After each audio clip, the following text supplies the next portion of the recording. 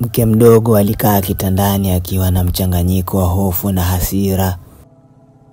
Thomas alimwacha akiwa amechanganyikiwa toka usiku wa jana. Alipiga simu nyingi kwa Thomas lakini hazikupokelewa. Hatimaye alimpigia Dula. Kisha akamwambia, yule mwanaume kakuta kila kitu, na kama hatulii lazima tumweke chini kwa nguvu. Dula alimjibu, tulianza mchezo huu kwa pamoja, lakini nikikamatwa sitadondoka peke yangu.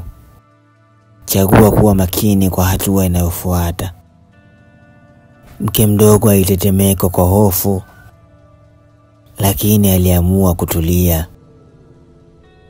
Alivaa na kuondoka. Mimi nilimaliza kuandalia watoto chai na nikaelekea chumbani. Nina sanduku dogo la kumbukumbu ambalo nilikuwa nimeliweka chini ya kitanda. Sanduku ambalo lina kumbukumbu zetu za ndoa, barua zetu za zamani, hata na baadhi ya picha.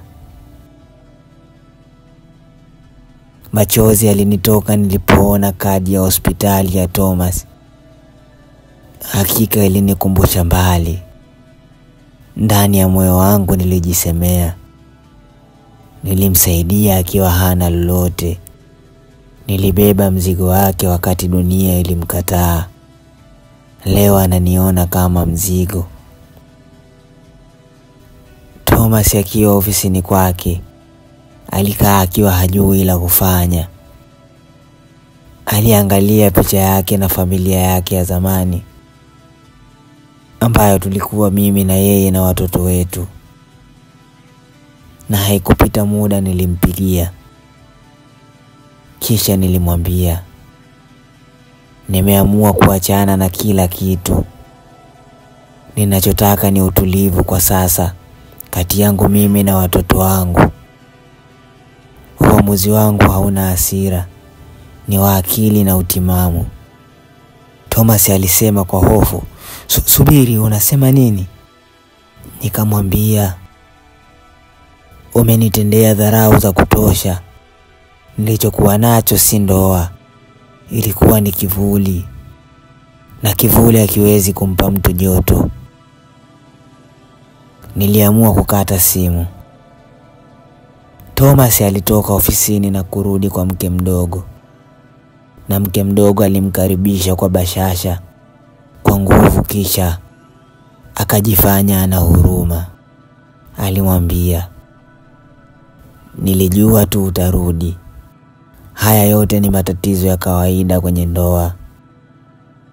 Thomas alijibu, nataka utulivu, sitaki kelele, wala sitaki maigizo. Usinifanye nikachukia zaidi. Basi mke mdogo alimwekea chakula Thomas. Wakati wanakula, mke mdogo alichukua fursa kumnywesha juisi yenye dawa. Madawa ambayo yalichanganywa na Dula. Na walifanya yote haya ili wamnyamazishe kiakili. Thomas aliamka akiwa mlegevu, kichwa kinamuuma, akili ikichanganyikiwa. Alimwangalia mke mdogo kwa macho ya hofu. Kisha alisema, mbona sijisikii sawa? Nahisi kama nimechoka hata kabla siku kuanza. Mke mdogo alijifanya mwenye huruma zaidi. Labda ni kazi nyingi. Leo kae tu nyumbani upumzike. Nitakuletea kila kitu. Leo ni siku yako ya kutunzwa. Alitoka chumbani anatabasamu kimya kimya. Kisha akachukua chupa ya kijani ambayo ina mchanganyiko wa madawa ya asili na kuiweka sehemu salama. Mimi niliendelea kupanga nguo za watoto wangu. Muda huo akili yangu haikutulia kabisa. Nilimwandikia barua Thomas, lakini niliamua kuikata vipande vipande. Huku nikijisemea, wakati mwingine si lazima useme kila kitu. Baadhi ya majibu ni kimya kimya. Nilitoka kuelekea kwenye kazi zangu. Na baadaye mchana nilikutana tena na Suzi. Na Suzi alinipa taarifa mpya. Suzi aliniambia, nimepata habari zaidi. Yule Dula ni mtu hatari. Na kuna duka la mitishamba walilokuwa wakikutana mara kadhaa na mke mdogo. Mke mwenzako amekuwa akitumia vitu vya kumdhibiti Thomas kisaikolojia. Na si ajabu kwa sasa anaanza kumdhibiti kiakili. Nilimwambia kwa msisitizo, naomba unitafutie ushahidi wa mwisho, picha, video na nakala. Niko tayari kupambana.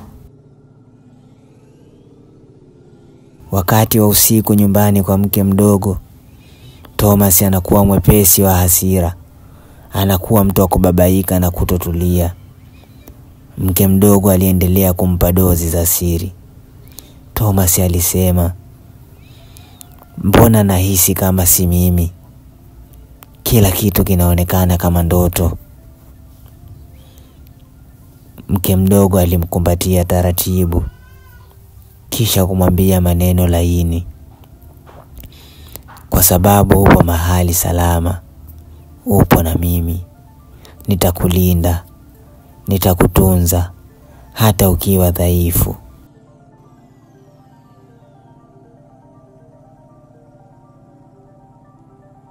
Nilipofika nyumbani nilichukua simu yangu nikaandika ujumbe mfupi. Nilimwandikia Thomas ujumbe mfupi. Sikuwahi kujua utanikosea hivi, lakini najua umeanza kunikumbuka kwenye ndoto zako. Na ndio maana huamki vizuri. Kabla sijautuma, niliamua kuufuta tu. Huku nikijisemea, hiki sio mwisho, ni mwanzo kurudisha ukweli mahali pake.